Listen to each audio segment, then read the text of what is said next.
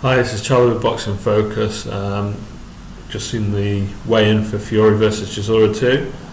I'm going to talk a little bit about gambling in this video. If you do gamble, gamble responsibly, and the opinion you should follow should be your own. Also, I don't tend to do so well at gambling. You've been warned. Right. So, Fury doesn't even take his clothes off and he's sporting this beard. Comes in at 264. Chisora looks in great condition. It's, very defined by his standards. Looks very strong. 241, but a strong 241. So that's good for Chisora. But I know Tyson Fury is a bit of a character, but sometimes his kind of eccentric behaviours I find worrying if I'm looking at what a fighter's mindset is coming into a fight. Rather offbeat observation is that fighters who sport beards, who don't normally have a beard, don't tend to do so well. I'm not just talking about boxing, MMA as well. A couple of recent examples: Michael Bisping, Luke Rockhold, Chris Algieri had a bit of facial hair against Pacquiao. These clean-shaven guys, when they come in and they're not clean-shaven, usually indicates that their minds, they're a little bit troubled leading up to a fight. In my it's a bit of an opinion. It's not scientific. It's rather anecdotal. So just not really basing anything on that. But seriously though, the reason that I'm starting to like Chisora in this fight really stems from where they've come since their first fight. If you look at the odds, Chisora's 5-2.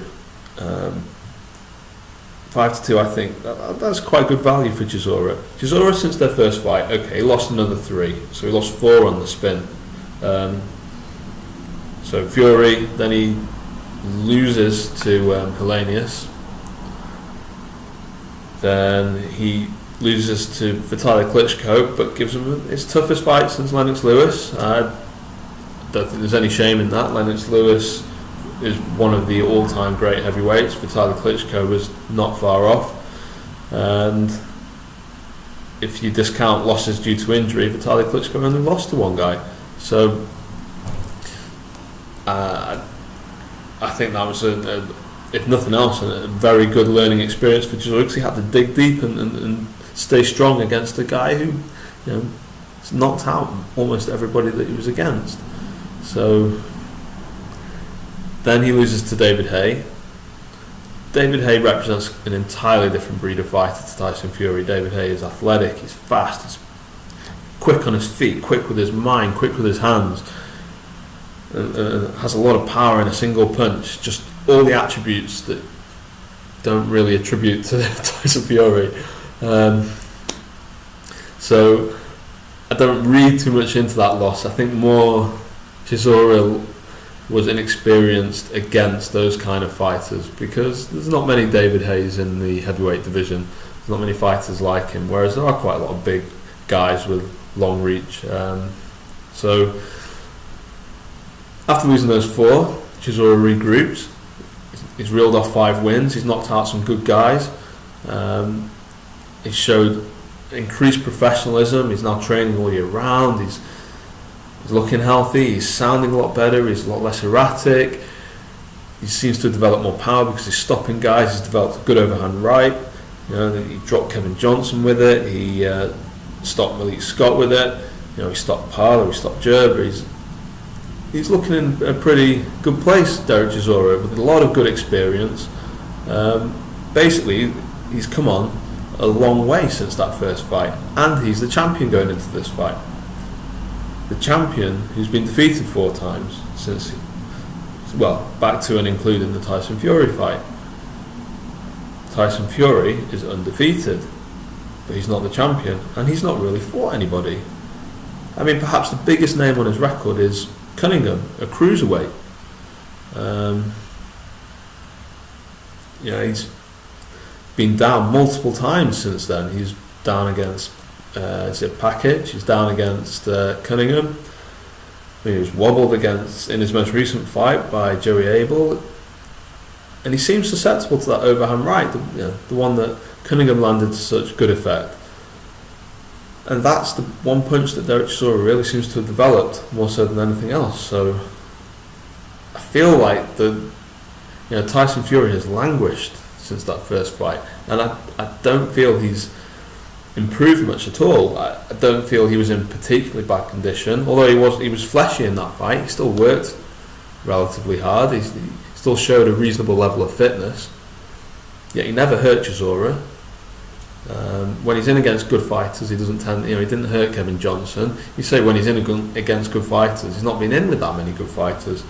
Never really with one punch hurt Steve Cunningham. He just kind of drained him.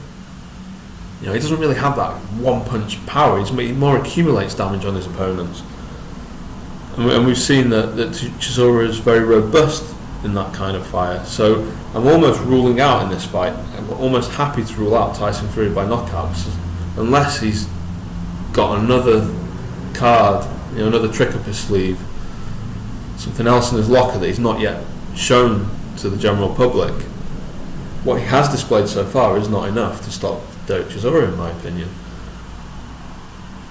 Contrast that to the vulnerabilities he's displayed and the fact that he has been knocked down, and the fact that we've never seen him dig deep. We've never really seen him dig deep.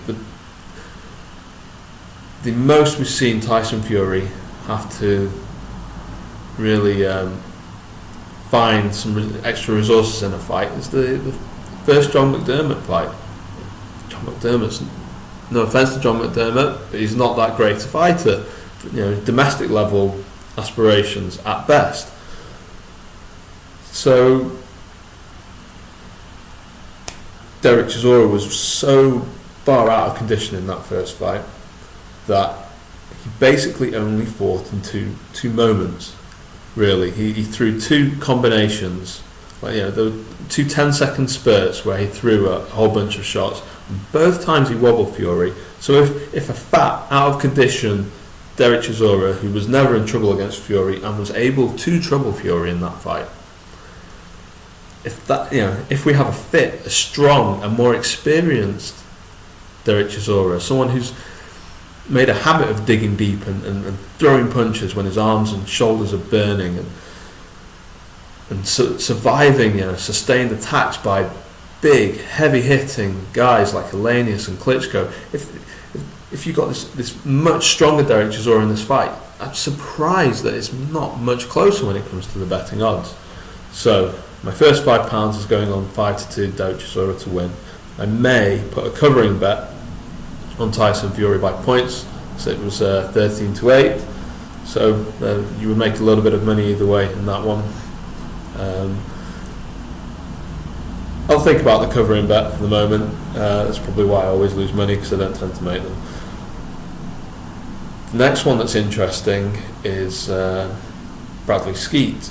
Bradley Skeet is tall, he's rangy, he's undefeated, and he's looked pretty good. Now, I'll admit that I don't know that much about Bradley Skeet, and I don't know.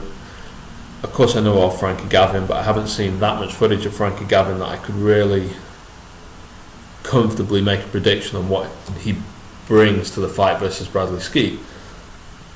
But Bradley Skeet is 5-2 to win. Now, whilst Frankie Gavin, has been in with a better class of opposition than Bradley Skeet, he has lost. He lost to Bundu, and it's not like he's really mixed it with world-class opposition on a very regular basis. So again, that 5-2 Bradley Skeet looks like a bit of a good punt to me. Then the other part of the weigh-in, which I've only seen photographs for, is Chris Eubank Jr and Billy Joe Saunders. I may be indulging in confirmation bias, however, Chris Eubank Jr looked in phenomenal shape, and he looked bigger. He looked physically bigger than Billy Joe Saunders. Billy Joe, not that defined. I think this may be a case of Billy Joe doesn't really, from what I understand, I'm not a fly on the wall. I don't have access to Billy Joe's camp. I don't know Billy Joe personally or anybody that knows him personally, so I could be wrong. But I get the impression that he does not train in between fights. and that he's a bit of a lad. He goes out drinking, so therefore, even though he's had a good 10-week camp, he still doesn't look like he's got that natural athleticism, that natural core strength that it's really obvious that Chris Eubank Jr has. And Chris Eubank Jr was better than evens for this, so I'm almost certainly going to put another £5 on Chris Eubank Jr. So those are my basic bets for that evening. Let me know if you've got any recommendations. Like I say, do it responsibly if you're going to. That's why I only bet £5 at a time. Makes the fights a bit more exciting. I may put on an accumulator on all three to see if I can hit the jackpot with with a bit of luck, but I highly doubt it. So we'll see. Looking forward to fight night now. I'm increasingly confident in Eubank Jr and growing in confidence with Derek Chisora. I will say that Derek Chisora and Tyson Fury are two of my favourite active fighters, and I also think Tyson Fury has more potential than Derek Chisora. I just think that from where they were in the first fight, where Chisora was in an awful place and Tyson Fury alright, now I think Derek Chisora's in a great place and Tyson Fury is still just a bit better than alright. So I think that we've got a lot more to see from Tyson Fury in his career. I just think that this fight's timed right for Chisora, whereas the first fight was timed wrongly for Chisora. That's why I'm leaning the way I am. Also, I think we need more fighters like Derek Chisora in boxing. The guy fights anybody. He's always up for a challenge. He's not got a list of bums on his record. Once he's stepped it up, he's stayed close to world level in terms of the opponents that he's faced. They've all been pretty good quality since Tyson Fury, or excellent quality in the case of the ones he lost. So I have a lot of respect for Derek Chisora, and if there were more boxers in the fight game like Chisora, we'd have less of this political nonsense of guys going 30 fights unbeaten but not having faced anybody yet, which is a total nonsense. So this is Charlie with Boxing Focus. Like I say, let me know if you've got any good recommendations.